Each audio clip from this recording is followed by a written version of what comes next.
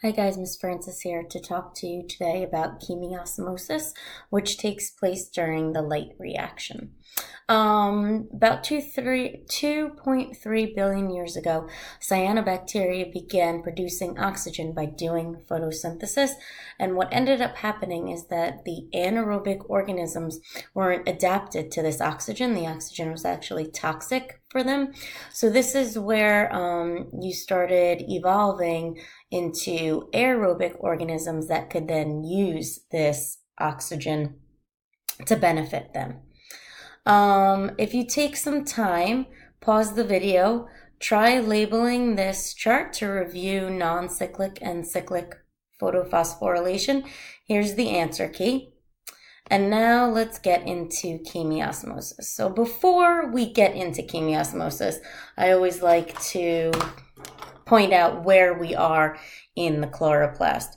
So we're still talking about the light reactions which take place on the thylakoid. Now the specific area that we're concentrating on today is the thylakoid membrane. So here is the thylakoid membrane, where inside the thylakoid membrane you have the thylakoid space, also called the lumen.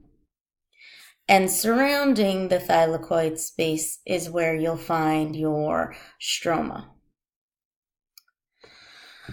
So on the thylakoid membrane, or embedded within the thylakoid membrane, you have these proteins.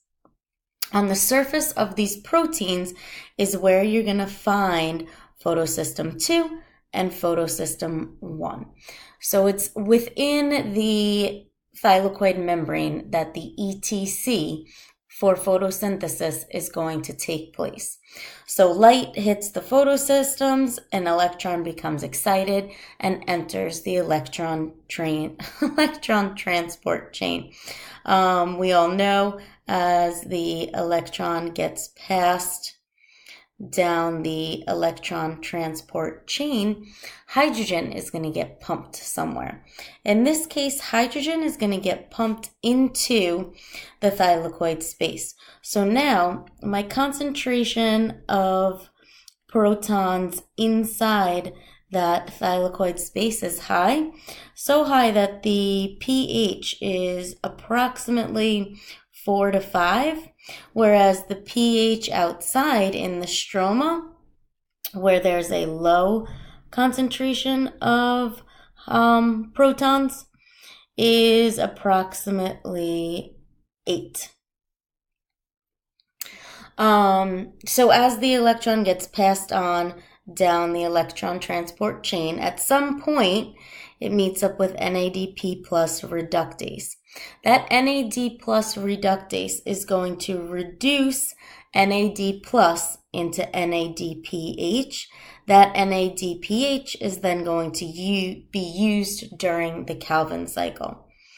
In addition, because I've set up this concentration gradient of my protons, I've got a high concentration of my protons inside the lumen or the thylakoid space, and a relatively low concentration inside the stroma. We have this familiar enzyme called ATP synthase. ATP synthase enables the facilitated diffusion of hydrogen down its concentration gradient from an area of high concentration to low concentration. That proton motive force drives the phosphorylation of ADP, meaning a phosphate gets added to ADP, which generates ATP. And then that ATP can be used during the Calvin cycle. So how can we fill out our note packet? So chemiosmosis in chloroplast. The hydrogen ions are pumped into the thylakoid space. They move by facilitated diffusion into the stroma through ATP synthase, using that proton energy gradient, using that motive force. Inorganic phosphate is added to ADP. In other words, ADP is phosphorylated to form ATP, where that ATP that's now formed in the stroma is used to power the Calvin cycle. So the NADPH and the ATP that is formed are both going to be used during the Calvin cycle.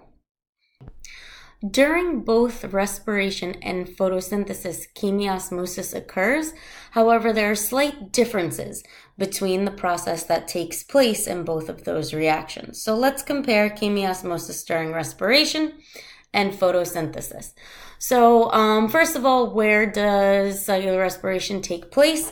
The mitochondria, versus photosynthesis takes place in the chloroplast. Both cellular respiration and photosynthesis will occur in plants and animals, whereas photosynthesis will only occur in organisms that contain chloroplasts. In cellular respiration, where are the hydrogen ions pumped to and where do they diffuse to? They are pumped to the intermembranal space, that's the space between the outer and inner membrane of the mitochondria, and then they're going to diffuse through ATP synthase back into the matrix from a high concentration to a low concentration. Whereas photosynthesis, you're going to pump your hydrogen ions, your protons, into the thylakoid space, and then they will diffuse through ATP synthase back out into the stroma. What's the ATP that's used for? Well, for cellular respiration, it helps organisms perform their metabolic activities, whereas in photosynthesis, it's going to be used to power the Calvin cycle. Both processes use ATP synthase. The source of those hydrogen ions in cellular respiration ultimately comes from the glucose, which then reduces NAD plus to NADH and reduces FAD plus to FADH2. In photosynthesis, the source of those protons comes from water. And then what's the ultimate source of energy for producing the ATP? In cellular respiration, it comes from food, comes from organic molecules such as glucose, C6H12O6, whereas in photosynthesis, the ultimate source of energy is that light, which excites the electrons that are found in the pigments that are located in the photosystems.